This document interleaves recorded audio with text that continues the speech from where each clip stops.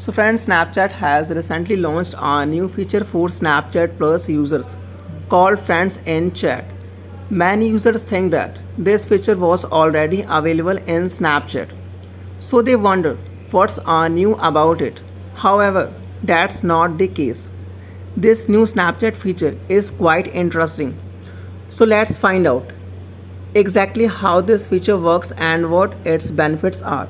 For example, if I message a friend and then exit the chat, but in the meantime, if my friends enter the chat and reads that messages or any old messages, I will get to know.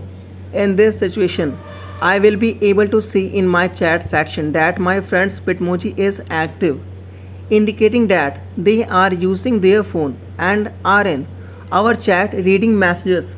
This feature is quite interesting because you can find out who is in your chat without actually opening the chat. So friends, if you have any questions or doubt, comment on this video. Must like and subscribe to our channel to get more interesting and latest videos on social media.